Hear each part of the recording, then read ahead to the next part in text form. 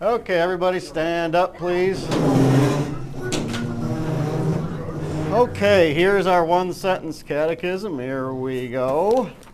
When the righteous are in authority, the people rejoice. When the wicked beareth rule, the people mourn. Proverbs 29:2. Have a seat, please.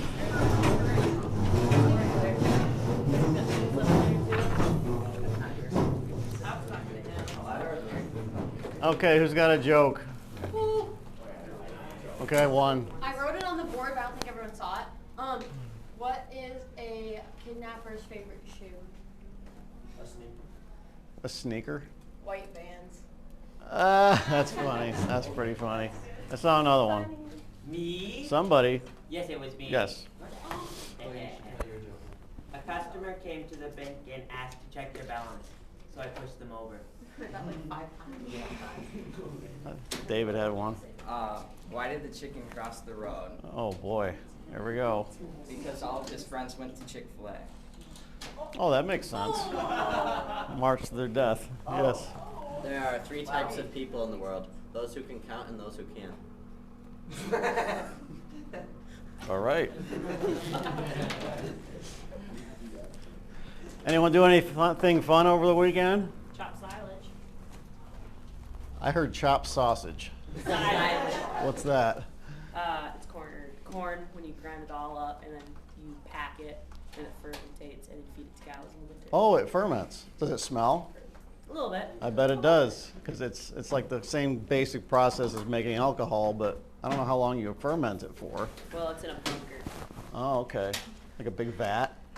We're probably thinking different bunkers. It's in like, well, we have a cement walls and a concrete pad we put it in. Oh. The tractors pack. Interesting. Yes, I saw one here. Plane. A what? I flew a plane. Oh, cool. Was that with the, are you with the Auxiliary Air Guard, or what is it called? No, that wasn't with First Civil Air Patrol. Oh, yeah. We chopped wood for a guy, and then for return, he gave us flight lessons, and he let us take off and land and fly around for an hour, and barely him even controlling. How many seats does it have? 4. So he's there and he just lets you take the controls? Oh, that's awesome. I'm jealous of you. I would love to learn how to fly. Anyone else want to learn how to fly in here? Oh, man. We need more pilots. We really do. Yes. Did you find your gold? I looked again. That's weird. I'm a little disturbed because my grandpa gave it to me and he's not here anymore and can't find the gold he gave me. So before I talk about this guy who did a lot of the same stuff Cortez did, because we talked about Cortez last time, I remember thinking that I had a book about this and I haven't looked at it. So I looked at it, and when I was researching about Cortez, I came by a funny little story. And this story was written by the other side, the natives that were actually defeated. And I thought I'd bring it in and read it real quick because it was really interesting. A lot of bad things happened at this time in history, but there was also a couple blips of good things. And I did not know this, so I highlighted it and brought it in. So I'll start right here. So Cortez was very grateful for the attention shown him by the king and his brothers. He wished to repay their kindness by teaching them the law of God. With the help of his interpreter, the brothers and a number of other lords gathered to hear him. He told them that the emperor of the Christians, which was Charles V, had sent them there so far away in order that he might instruct them in the law of Christ. He explained the mystery of the creation and the fall, the mystery of the Trinity and the incarnation, and the mystery of the passion and the resurrection. Then he drew out a crucifix and held it up. The Christians all knelt, and the king and the others knelt with him. Cortez also explained the mystery of baptism. He concluded the lesson by telling him how Emperor Charles grieved that they were not in God's grace, and how the emperor had sent them among them to save their souls. He begged them to become willing vassals of the emperor, because that was the will of the Pope in whose name he spoke. When Cortez asked for their reply, The king burst into tears and answered that he and his brothers understood the mysteries very well, giving thanks to God that his soul had been illuminated. And he said that he wished to become a Christian and serve the emperor. Wow. He begged for the crucifix so that he and his brothers might worship it. And that when the Spaniards saw it, they wept with joy to see their devotion. The princes then asked to be baptized. Cortez and the priests accompanying him said that first they must learn more of the Christian religion, but the persons would be sent to instruct them like priests. They saw his gratitude, but begged to receive the sacrament at once because he now hated all idolatry and revered mysteries of his new true faith. Although a few Spaniards objected, Cortez decided that all should be baptized immediately. Cortez himself served as godfather, and the prince was given the name Hernando. They renamed the guy because of his sponsor's name. His brothers were named Pedro because of his godfather was Pedro Alvarado, and another was named Fernando, with Cortez sponsoring him also. The other Christians became godfathers to other princes, and the baptisms were performed with great solemnity. If it had been possible, more than 20,000 persons would have been baptized that very day, and a great number of them did receive the sacrament. Interesting. I would not have known that if I didn't have this funny little book from college. But I thought I'd bring that to your attention before he talked about this guy, because, yeah, there was a lot of bad things that happened, but every once in a while there was a couple blip of good things. But we don't hear about those little blips. So today we're going to talk about this guy, Francisco Pizarro.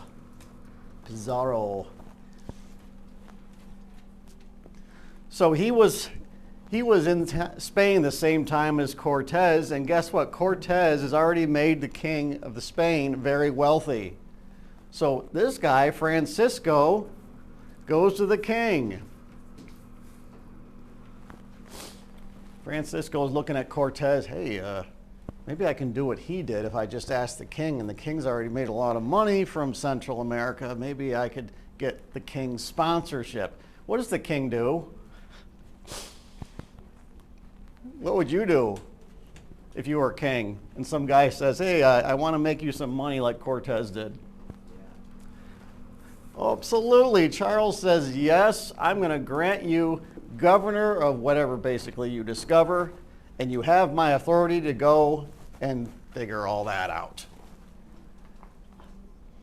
Francisco Pizarro. So he gets a royal recognition, titles. I think they gave him a coat of arms too, I think. Saying, hey, you can be governor now of this place you will discover, because, let's face it, Charles knows nothing about where he's going. But Pizarro now gets the authority to be a governor. Ooh, that's great. Wow, that wind feels good. Hey, you can't close out. Yeah, I can't close it. I got to figure that. I think I'll get some cardboard on it or something. I don't know. Yeah. What's in the news? Anybody know what's in the news?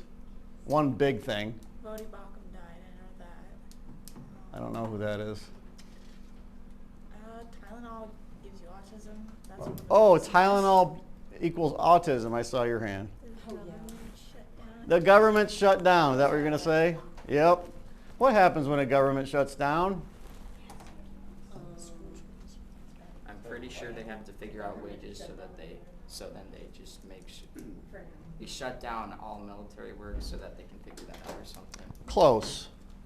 All non-essential, like Employees and stuff. Yeah. Go home maybe. Yeah. And also my work shuts down for some reason. The Brown County Conservation District shut down. That makes sense. It's probably federally connected somehow. This shuts down. Yeah, it shuts down. Were you going to say something? Well, there was a shooting in a Mormon church. Oh, really? Yeah. Seems like every week something like that's There was happening. also a shooting in Texas. Also, a guy got arrested for a little bit in Aberdeen. Guy got arrested for a little bit in Aberdeen. Really, what did he do? He went into people's garages and threw potted plants and was kind of crazy. He dropped He got a knife? picked up. Yeah, he dropped a knife and he got picked Oh my gosh. Some random guy comes in your garage and wrecks your plants. He's going to jail. Everyone else is going to suffer. So when the government shuts down, I will give you some enlightenment of what happens when a government shuts down. This happened to me once, a very long time ago before most of you were born. So they told me, oh, the government shut down. And we're all looking at each other, not knowing what's going to happen next. And one of us asked, so what do we do? They're like, oh, we just keep going to work. We get paid. It's just a bunch of other people don't get paid. So the military does get paid. So what they ended up doing is sending home a lot of non-essential workers. And Congress has to try to figure this thing out, if they even can, while those non-essentials are home. But not much happens that actually affects the regular person. It just doesn't. Yes? They shut down all flights for Civil Air Patrol for the time being because of that. Because it's funded by that. Yep. So anything extra funded by the federal government that they deem not necessary for the time being, yeah, they'll ground your Civil Air Patrol. They'll ground you. If any of your money comes from the federal government, meaning, Washington, D.C., Congress, well, that's going to get shut down. Besides the military, we need us. Yeah, they need us for some reason. Go figure, right? But Pizarro encounters the Inca. Now, the Inca are cousins of the Aztecs. We're talking about the same basic area in the world here. This is the northwestern part of South America. He goes up the other side along the Pacific of South America. And he's looking at the shore from his 1, 2, 3 ships, saying, I'm going to be governor of all of this. He has no idea what was really in there. He's going to figure it out, though. He's going to figure it out. So he has about 200-ish men, about 34 horses, and he lands. Here we go. 130 men, excuse me. Now, pretty soon, I'm going to tell you something. I made an error about last class. I don't make many errors, but I got to bring this to your attention because I have to. But he lands with approximately the same amount of men as someone else we know, same amount of horses, and a few cannons. He lands in western South America. We don't know exactly where. But like his friend Cortez, he marches straight to the Incan capital. Straight to the capital. Straight to the throat, as it were. It really looks like that was punched by an angry person. Like perfectly. Almost looks like something. Yeah. Yeah, it looks like someone's head just much time. Well, someone said that someone tried to assassinate me. I dodged that bullet. Yeah. That bullet's over there. No. Was it fired into the room or out of the room? It would definitely be into the room. So Well, it doesn't. Where would it be in the wall? It would. Right there. Ballistics. I love ballistics. Anyone else like to shoot guns? Oh. It's like everybody in here loves to shoot guns. What's your, all right, pop quiz, favorite gun? Your favorite rifle, not gun, rifle. AR-15. Really? Hmm. Anyone got favorite? Just raise your hand if you got one. Glock 19X. Oh, okay. Anybody else? Does the gun on the A10 count? Can you mount it on your shoulder? He's talking about a plane that's designed around the biggest Gatling gun ever conceived. The gun that has wings, yeah, that's what it is. It's called an A10 Warthog. Look it up. The Marines love it. My favorite's an M1A. It's a Marines rifle. So the Inca have heard at this point about what happened to their cousins, the Aztecs, but things happen slightly different, just slightly. So he gets to the gates of the Incan capital, and he's ready for this because he actually was with Cortez when everything happened to him, so he has a good idea what's going to happen here. Like, okay, so we're going into a capital where there's probably 10, 20,000 Aztecs in there who have a single firearm, who probably are infected with some sort of disease by now. He doesn't know for sure. But he tells his men, set up these cannons right outside the gate. I'm going to go in there with a priest and see if we can convert them. What do you think happens? So they meet they meet the king. The Incan king is not impressed. There's only a handful of men. Yeah, they're shiny, they got horses and stuff. And they give the king a Bible and try to explain it to him because they have an interpreter that might not know the language as well as they think. So they give the king a Bible, try to explain it to him. The king takes the Bible and throws it on the ground. The Spaniards look at the Bible, they look at him. They leave the capital, and as soon as they leave those doors, they open fire with their cannons on the gates of the Incan city. They are not going to be with our religion. They obviously have showed that. We're just going to have to take them out now. Sounds similar to something else we learned about, except this time Pizarro was a little more ready.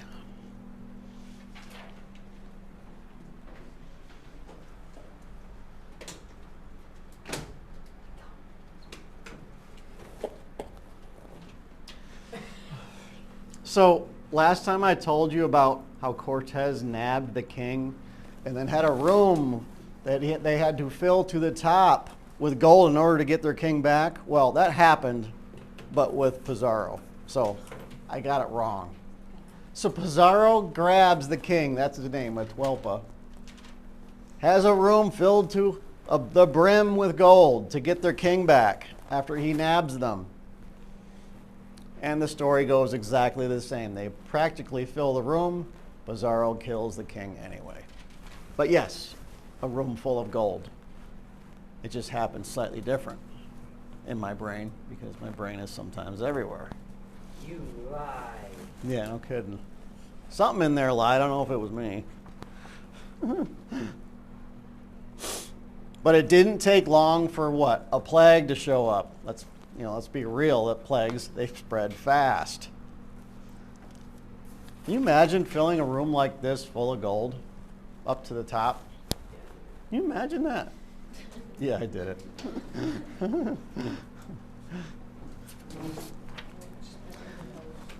So something interesting is happening in South Korea right now. South Korea, this has been going on for at least 10 years. A bunch of guys in South Korea, they all get together right along the border. They got a bunch of helium tanks and a bunch of party balloons.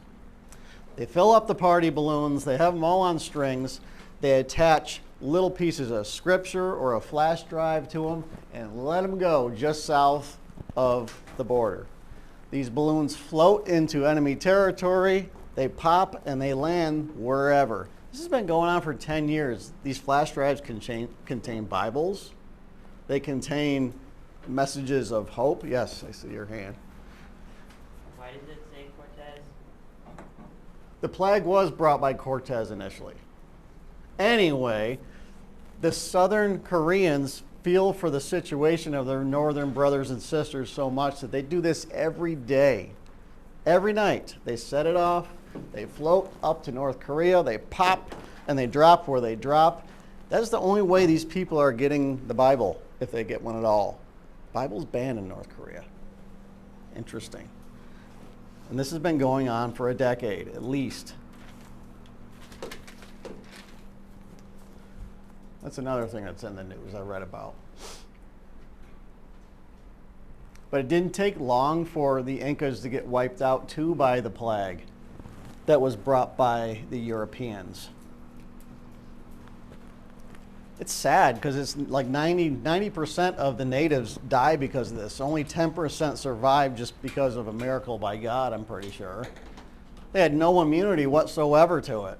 Has anyone ever gone and visited a family member or friend that lives halfway across the state or the United States, and then you come back and you get sick as hell?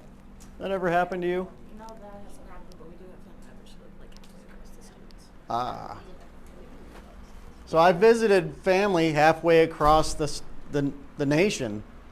And I get over there, and it takes about a week, and then I start getting super sick because I'm exposed to their germs that I have not become immune to yet.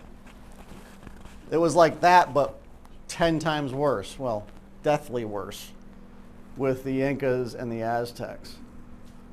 So if you're looking around seeing everyone starting to die, pass out, get boils, everyone's sick, what are you going to do if you know you're probably going to be next? Run away. There you go. Let's get the heck out of here. This is crazy. Everyone's starting to die. So what happens? Many Incas retreat, not many, but some retreat into the interior of northern, southern America. And this interior is thick jungle, very hard to access, very small trails. They see that everyone's starting to die, the Spaniards are killing people, we got to get out of here. And some of them do. And they go so far into the interior that they get forgotten about for a while, like they never existed. Here comes some art. A lot of them retreated to a place called, now you got to get this in your notes exactly the way I drew it. The place is called Machu Picchu. Machu Picchu. In case you don't know what I did here, this is a very tall mountain with a village on top. Stairs. Kind of like the stairs in Kung Fu Panda. But they didn't have stairs that nice in Machu Picchu. And the mountains are covered in terraces. The mountains are going like this. And they grow crops of all sorts on those terraces all the way up. And they all are on top of this mountain, nice, safe, and cozy with one entrance and one exit. The same. So some Incas escaped to these mountain fortresses. There's a couple of them. This is just one of them. The Spanish don't know this exists. They don't know these fortresses exists. They're so far into the interior, they're so remote. Even today, this place is hard to access. They're talking about, because we know this exists now, they're talking about putting a train rail, like one of those box cars that are pulled by cables that you go up a ski slope with. Talking about putting one of those in its spot, one of the longest in the world, just to get up there. If you want to visit Machu Picchu today, it will take, you got to get to the train station, and then you got to march into the bush and out, which takes a total of 3 days. Day and a half one way, day and a half the other, just to see this place. So a little group of Incas retreat to this place. What are they bringing with them? They see their whole culture is collapsing and people are dying. Oh, okay, what else? Yes, absolutely. So we don't know exactly when this happened, but it happened sometime around Pizarro's time when he was there. A group of Incas brought precious things of their culture, their society, books maybe even, they call them codexes, and disappear with them into the jungle. The Spanish don't know this happened. These people continue to exist independently, albeit having slightly harder of a life. They got to do everything for themselves, and the Spanish leave them alone. It's interesting. This happened. We didn't know how long they existed there until recently. It is a very hard place to access. If you ever want to research something interesting, look up Machu Picchu. There's a really good documentary about it. Oh yeah. They're kind of really terrible. Now I have a sister-in-law that is from Peru. Tells me it is in a very dense place. I don't know if you can tell what this is, you can't. There are places where the trails are as wide as you and very little else. You can go single file along these trails. If you turn to the left or right, it is so dense you can't go in there very far. Before you're exhausted, you got to get back onto the trail. Kind of like Vietnam that way. Vietnam's very bushy. But these tiny little trails are the kind of trails that led to these mountain fortresses. They soon get very overgrown. They're all but forgotten that they exist. Little pockets of Incan survivalists are out there, and they don't come back out, but one time that we know of. Isn't that interesting? The whole world's going to hell. You retreat to a mountain fortress where you're relatively safe because no one else wants to go up there, where you got almost everything you need. Huh. And like I said, they're bringing treasure from the royal household, things, religious things. We didn't know this until recently, and this is what I'm getting at.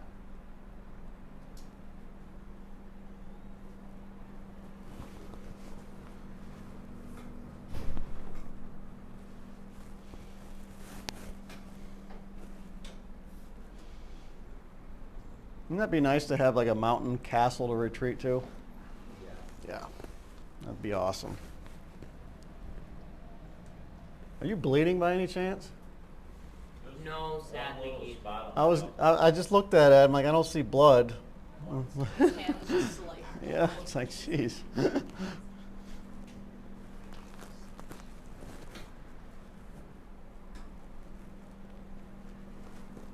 Oh yes, if you want some optional homework, look up Machu Picchu. It's fascinating.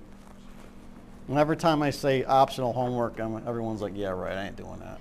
But that's okay, whatever. Wait, I have it right now. Oh, okay, all right. Oh my gosh, all right, here we go. All right. You're going really fast. The next week we have off, don't we? Yep. We will be heading to Seattle, my family and I. Just totally fuzz up on me.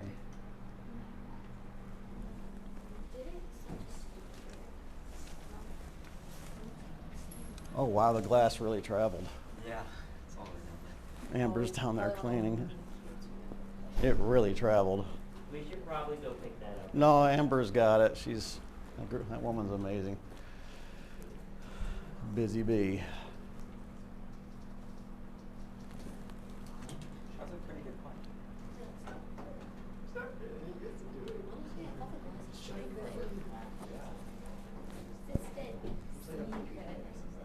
Oh, another thing happened in the news. This actually relates to this. Right off the coast of the Yucatan Peninsula, which is where the Aztecs were, they found a bunch of temples underneath the water that the water reclaimed at some point in the past. Undeniable. Undeniable. They have a big picture of the seafloor, and there they are. Yes, they're down there. A lot of temples down there from the ancient world.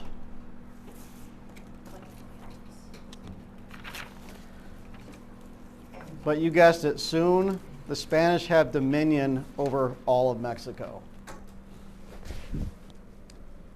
95% of the native population is gone, dead, or have disappeared in the jungle. And these temples that they used to live at, they were either disassembled and reused and rebuilt and reused by the Spaniards to build whatever they wanted to, or the jungle simply reclaimed them. And it reclaimed them fast. What happens if you don't mow your lawn for about 3 months? Think about that. Yes, you have little trees starting to grow, and that's just up here. When you're in a moist, really moist environment that rains every single day, the jungle grows 3 times as fast. And before you know it, all of these temples are covered by the jungle like they never existed.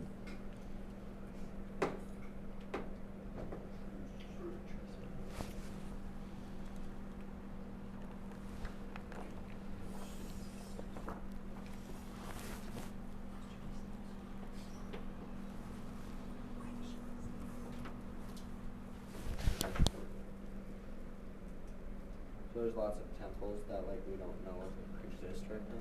Well, we know they exist. It's funny, Google Earth helps. Because you can look on Google Earth and part of this peninsula or this area, and you will see temples big sharp temples sticking out of the jungle, but even the temples, all to the very tip, they're covered in trees and brush. You can't even see a single stone. But we know they're out there. You can actually look up, you can stand on top of some of the temples that are actually have been excavated, and actually you can see the temples. You can go up to the top of them, look far off in the distance, like you can in South Dakota. You can see 40 miles in every direction. You can look to the south and you can see a bunch of temples covered in green. Same thing in Mexico. They're out there. They just have not been excavated. Think about that. Only about 10% of the temples from the Aztecs and the Incas, Toltecs, all of that, only 10% of them have actually been excavated. 90% of them have not. Because the jungle grows so fast, how are they going to do it all? They just won't. Harm. And like I said, any that escaped are now isolated in little pockets. Pretty safe from harm.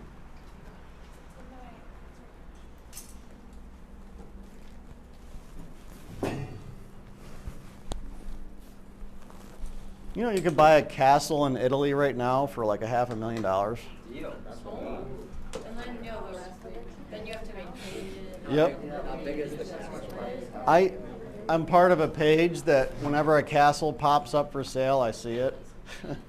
And it seems like all of these Italian castles are coming up for sale because no one's left to take care of them, so they're trying to get rid of them for next to nothing. Interesting. Yeah. How big are the castles? Some of them are as small as a single standing tower. Some of them have 30 rooms in them. They're huge. And my prediction, if you ever want a castle, just wait another 30 years from now and then get it. Because there ain't going to be anybody that has any interest in any of them. They'll give them away for nothing. It'll be interesting to see that. $20 for 3 castles. $20, 3 castles. And then you got to pay the taxes. And the tax is like $1 million. So Ireland, because Ireland only has about 2 million people, Ireland is giving a government incentive that if you want to go live on one of the remote islands and restore one of the old houses there that are made of stone, they're very pretty, they'll give you $90,000 to do so. Wait, for anybody? Yes. Give us money. You have to sign the contract, say you're going to be there like 10 years. So what happens is there's a bunch of little satellite islands in Ireland, Scotland. The Ireland side, there's a lot of islands that have old houses on them that are just abandoned. So Ireland's trying to stimulate their economy by saying, hey, you go fix up one of those houses and live there for 10 years, we'll give you 90 grand. Yeah. 10 years including the time of fixing it up? Or I'm sure of it. I'm sure of it. But then again, when you think about it, how are you going to do that? Live there for 10 years? You would have to start growing sheep or something. Growing sheep. You'd have to be a fisher. You'd have to be a fisherman or some. I don't even know. What if we just moved all of Aberdeen to that? aren't allowed to leave your house?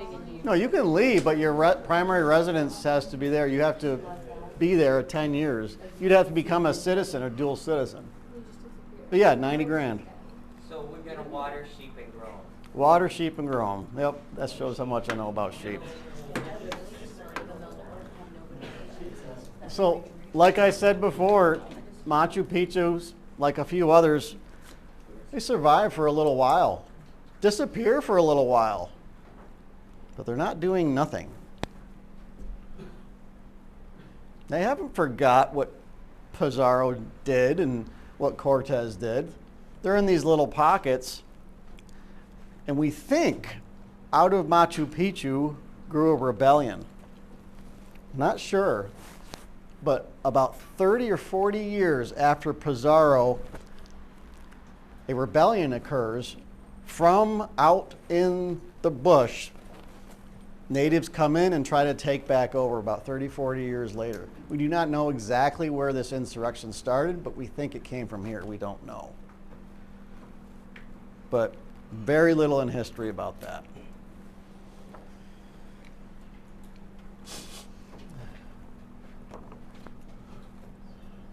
Yeah, it's a World Heritage site now. They call it a UNESCO World Heritage Site, Machu Picchu, because it's so amazing. You should look it up. Not one bit of cement there has been used, but the way they built their temples, the blocks fit in perfectly. You can barely put a razor blade between them. It's amazing. I don't know how they did it. How did they do it? Levitation. So in 1911, after it's all been but forgotten, a Yale professor, and that's his name, Hiram, rediscovers a lost city because you know what? The old men in the native villages are talking. Back in my day, I remember seeing a fortress out there, kids. They're sitting around a fire, they're telling about the past. Way out there somewhere, I don't know where it is, there's a fortress. And word of this gets to this guy and he rediscovers it. It took him a long time to get out there. They had to bushwhack. They had to put all their stuff on donkeys, bushwhack with, they probably hired natives to do it, with machetes to create a trail to get to this place. Yeah.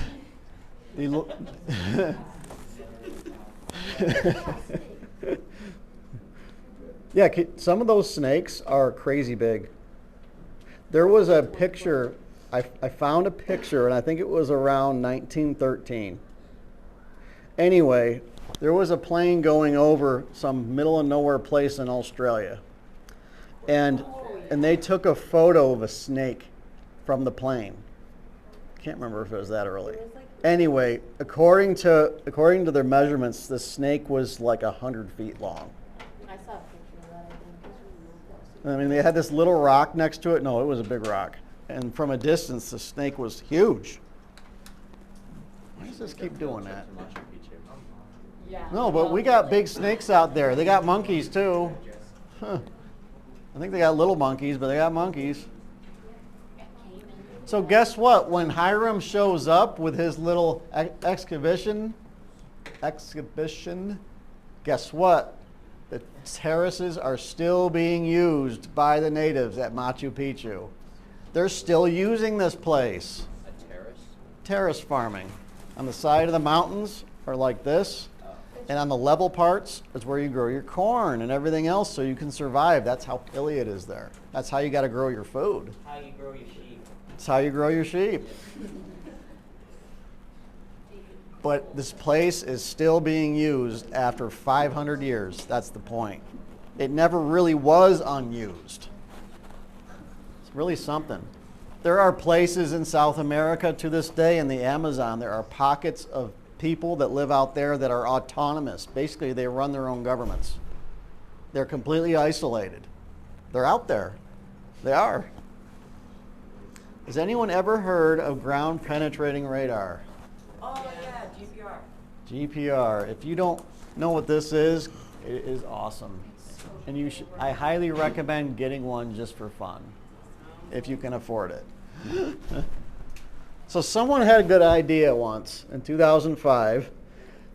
They brought up there a ground penetrating radar system.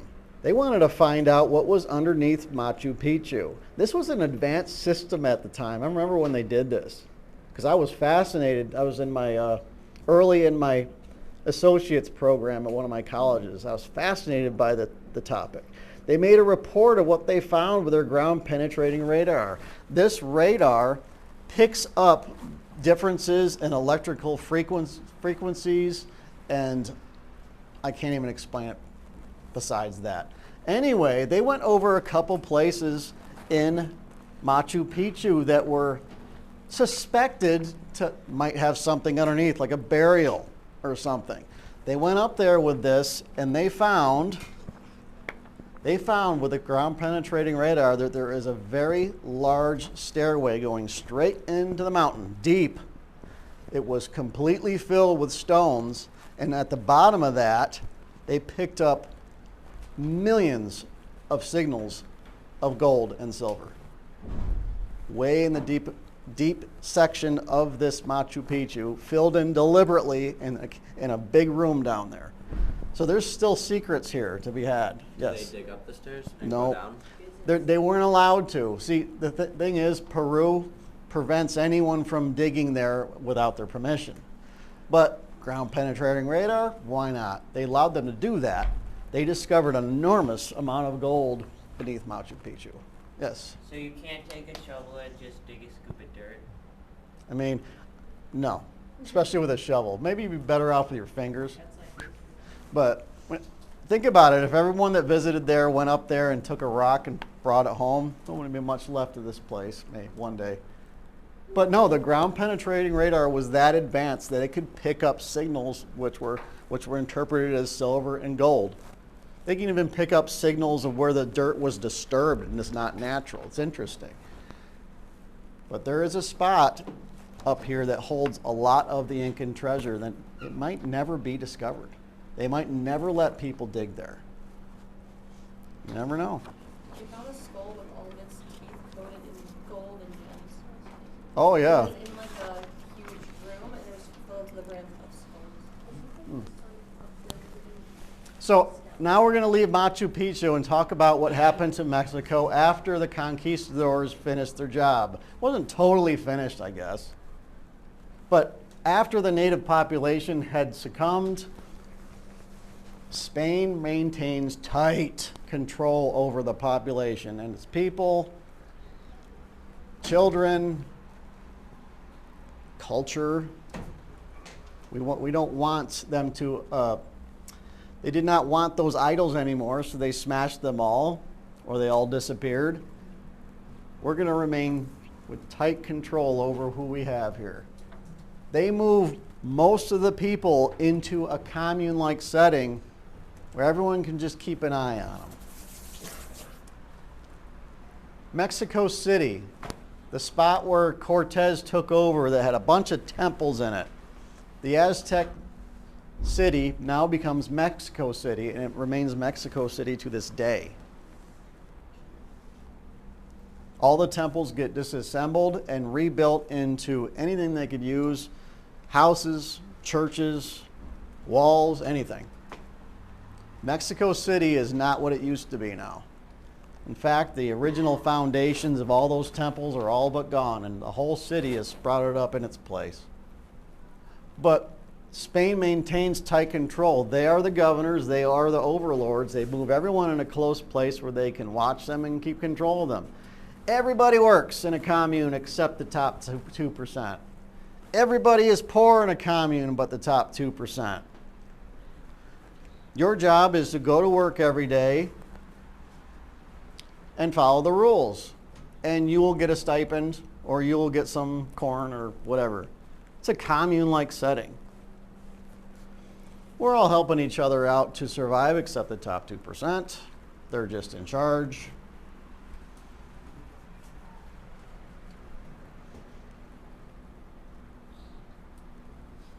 Doesn't happen for very long, but it happens for a little while. The natives are re-educated. And guess what? The natives cannot be priests for a while. We want you to believe in our God, but you may not be a priest.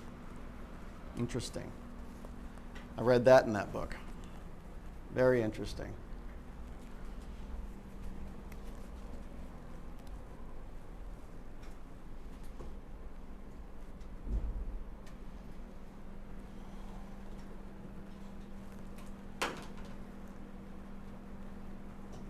So I have some homework, but it's actually pretty cool.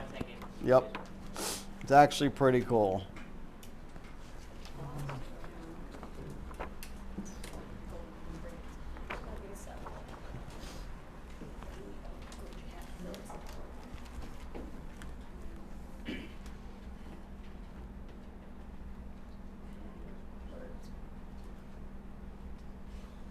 So my wife is out of town.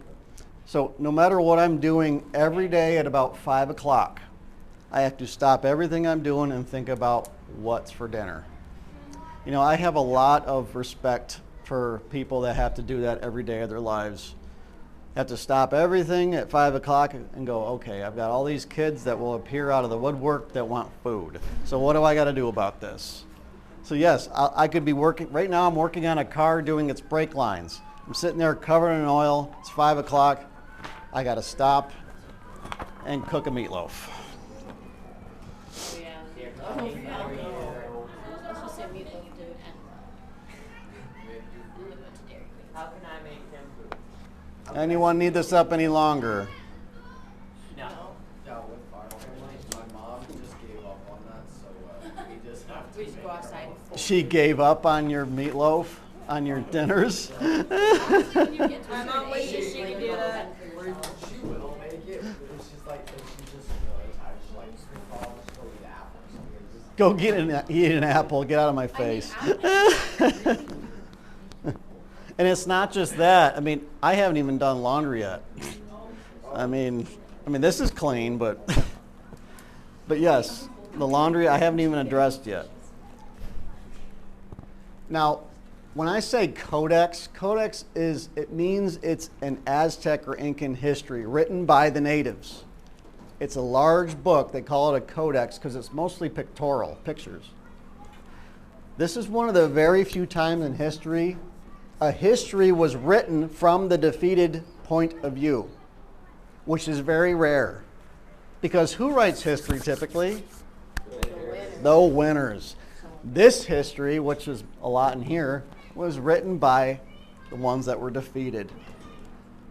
We're going to talk about this quick because this ties in right to the Renaissance. They call it a codex because it was made by a native that was there when Cortez took over. They call it Florentino because it was owned by the Medici family in northern Italy during the Renaissance. They bought it because they thought it was interesting. But this is a history written by the defeated. You can go to this website right here. My task for you is to go to that website and just click around. This is a huge book that was recently digitized. And they had to digitize it because it was so beautiful. Yeah, it's got a lot of words and Latin, sometimes native. But the Florentine Codex is the finest example of native cultural history of its kind. I was blown away when I saw some of these.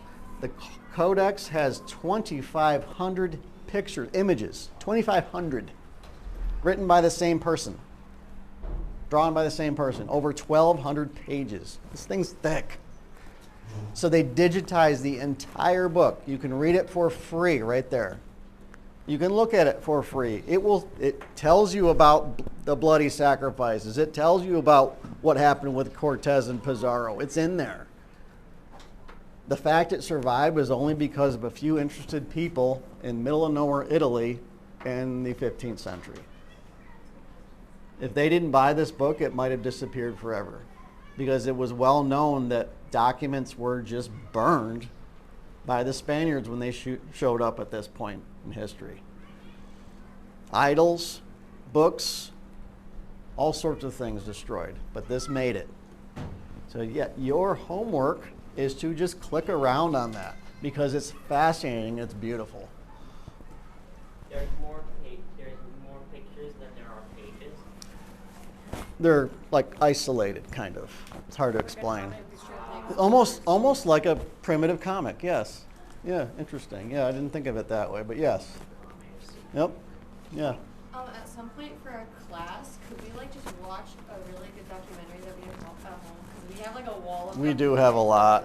I would have to, honestly, Machu Picchu would be a good candidate. Yes, it's so Yeah. our documentary Alright, specifically is so good. We got a nice TV. I think it's nice. All right, yeah. We'll do a Machu Picchu TV show for at least 20 minutes. That's all I've got for you today. That is your class. You're welcome.